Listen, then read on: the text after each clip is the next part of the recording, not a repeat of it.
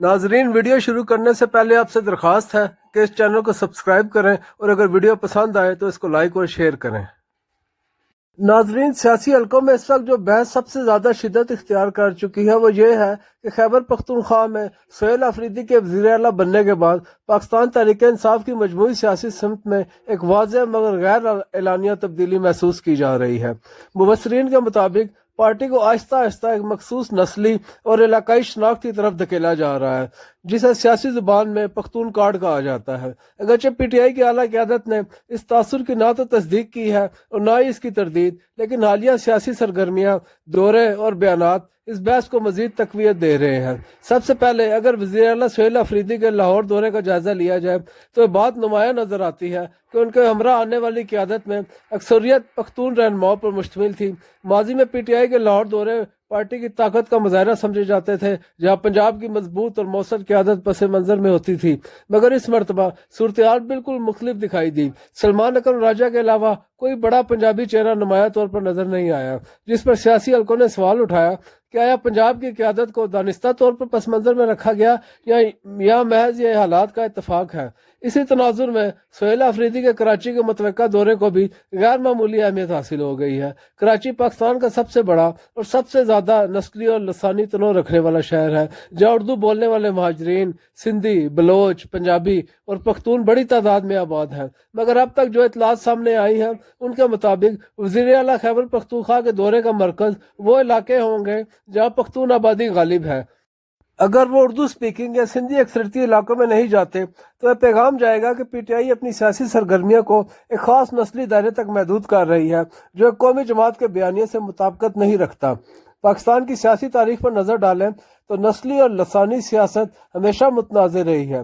ماضی میں شہری سندھ میں ایم کیو ایم کی لسانی سیاست، خیبر پختونخوا میں اے این پی کی پختون قوم پرستی اور بلوچستان میں قوم پرست جماعتوں کا کردار اس بات کی مثال ہے کہ نسلی سیاست وقتی طور پر ووٹ تو دلا سکتی ہے، مگر قومی سطح پر سیاسی تنہائی اور تقسیم کو جنم دیتی ہے۔ پی ٹی آئی نے اپنے قیام کے وقت اور عمران خان کی قیادت میں ہمیشہ اس بات پر زور دیا کہ پارٹی کا نظریہ قوم، زبان اور نسل سے بالاتر ہو کر ایک متحد پاکستان کی بات کرتا ہے۔ یہی وجہ تھی کہ پی ٹی آئی کو پنجاب، خیبر پختونخوا، کراچی اور گلگت بلتستان تک پذیرائی ملی۔ حالیہ برسوں میں خصوصاً افغانستان سے متعلق پالیسی کے معاملے پر پی ٹی آئی کا موقف کئی بار ریاستی بیانیے سے مختلف دکھائی دیا۔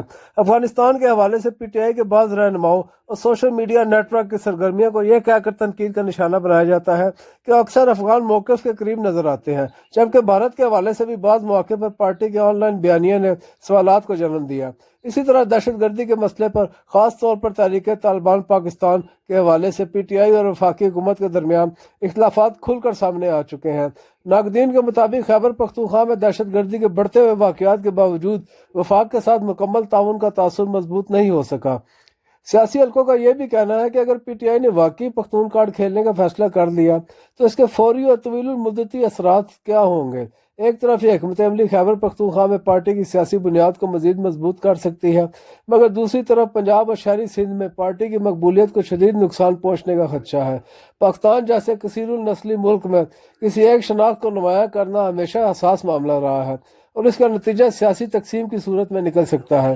آنے والے دنوں میں یہ بات فیصلہ کن ہوگی کہ پی ٹی آئی کی قیادت اس تاثر کو کیسے سنبھالتی ہے۔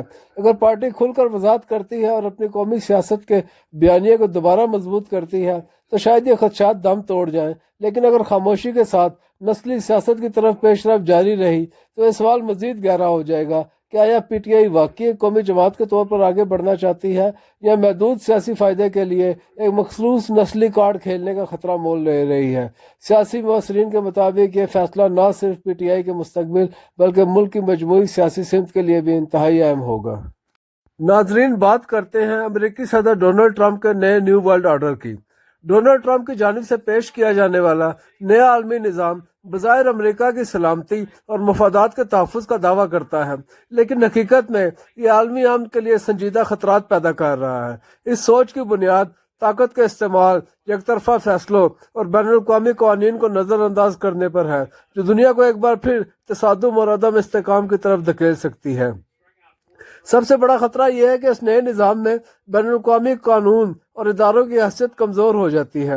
اقوام متحدہ، عالمی معاہدے اور سفارتی ضابطے اگر نظر انداز ہوں تو ہر طاقتور ملک کو یہ جواز مل جاتا ہے کہ وہ اپنے مفادات کے لیے طاقت استعمال کرے۔ اس سے عالمی سطح پر ایک خطرناک مثال قائم ہوتی ہے جس کے نتائج صرف ایک خطے تک محدود نہیں رہتے۔ دوسرا بڑا مسئلہ طاقت کے ذریعے مسائل حل کرنے کا رجحان ہے۔ ونیزویلا جیسے ممالک میں فوجی مداخلت یہ پیغام دیتی ہے کہ اختلافات بات چیت سے نہیں بلکہ بندوق سے حل کیے جائیں گے۔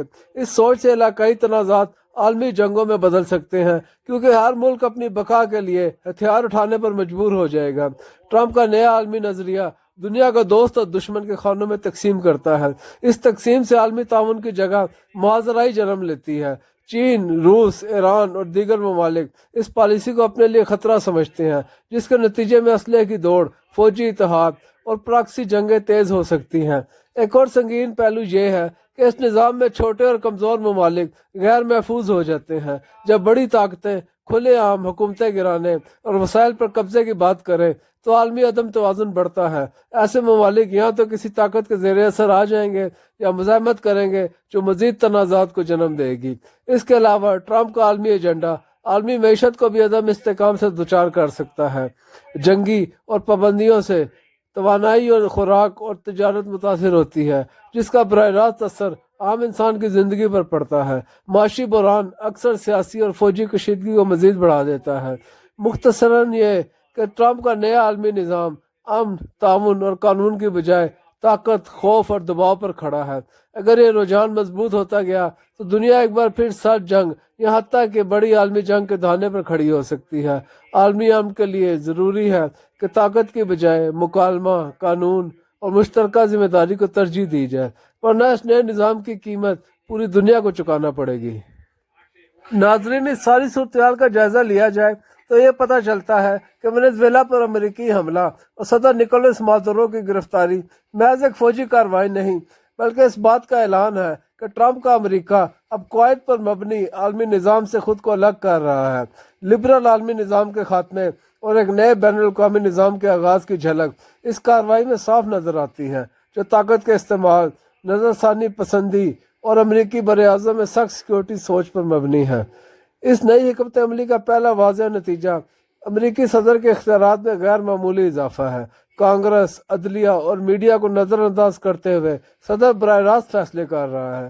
ٹرمپ انتظامیہ قومی سلامتی، منشیات، ہجرت اور چین جیسے نئے خطرات کا حوالہ دے کر ہنگامی اختیارات کو معمول بنا رہی ہے۔ اس عمل سے امریکی سیاسی اور قانونی نظام میں توازن اور احتساب کمزور پڑتا جا رہا ہے۔ بین الاقوامی سطح پر امریکہ برائے امریکی کا نعرہ ایک بار پھر زندہ ہو چکا ہے۔ لاطینی امریکہ میں وینزویلا کے بعد دیگر ممالک پر دباؤ بڑھ رہا ہے، جبکہ گرین لینڈ جیسے علاقوں پر بھی امریکی نظریں جمی ہوئی ہیں۔ خطے میں دائیں بازو اور قوم پرست سیاست کو تقویت مل رہی ہے، جو ہجرت اور علاقائی خود مختاری کے خلاف سخت موقف رکھتے ہیں۔ وسائل پر کنٹرول اس نئی عالمی ترتیب کا مرکزی ستون ہے۔ وینزویلا کا تیل، معدنیات اور بندرگاہیں امریکہ کے لیے اسٹریٹجک اہمیت رکھتی ہیں۔ مقصد صرف تیل حاصل کرنا نہیں بلکہ عالمی توانائی منڈی پر اثر انداز ہونا ہے۔ نئی امریکی پالیسی میں توانائی، ٹیکنالوجی، تجارت اور سیکورٹی کو ایک دوسرے سے جوڑ دیا گیا ہے۔ یہ سب ایک وسیع تر جغرافیائی سیاسی صف بندی کی طرف اشارہ کرتا ہے، جہاں دنیا دوست یا دشمن کی بنیاد پر تقسیم ہو رہی ہے۔ بین الاقوامی قانون جمہوریت اور تعاون کی جگہ طاقت اور مفادات لے رہے ہیں۔ یورپ اس صورتحال میں کمزور دکھائی دیتا ہے، جہاں نظریاتی اختلاف تو ہے مگر عملی طاقت نہیں۔ وینزویلا پر حملہ دراصل صرف ایک ملک پر چڑھائی نہیں بلکہ بدلتے ہوئے عالمی دور کی علامت ہے۔ نرم طاقت، سفارتکاری اور طاقت تعاون کے دور کا خاتمہ ہو رہا ہے اور ایک ایسا نیا عالمی نظام جنم لے رہا ہے جہاں آخری فیصلہ قانون یا اقدار نہیں بلکہ طاقتور صدر کی مرضی کرتی ہے۔ ناظرین، بین الاقوامی سیاست میں امریکہ پر یہ الزام بھی ایک عرصے سے لگتا رہا ہے کہ دنیا کے مختلف حصوں میں حکومتوں کی تبدیلی میں براہ راست یا بالواسطہ کردار ادا کرتا رہا ہے۔ ماہرین کے مطابق یہ دعویٰ کہ امریکہ اب تک تقریباً 100 مرتبہ رجیم چینج یعنی حکومتوں کی تبدیلی کی کوشش میں ملوث رہا ہے، مکمل طور پر ناقابل یقین نہیں، اگرچہ اس کی کوئی ایک متفقہ اور حتمی تعداد طے کرنا مشکل ہے۔ اس کی بنیادی وجہ یہ ہے کہ رجیم چینج کی تعریف مختلف انداز سے کی جاتی ہے۔ کہیں سے براہ راست فوجی مداخلت کہا جاتا ہے، کہیں خفیہ طور پر بغاوت کی حمایت اور کئی انتخابات میں مداخلت یا سیاسی دباؤ۔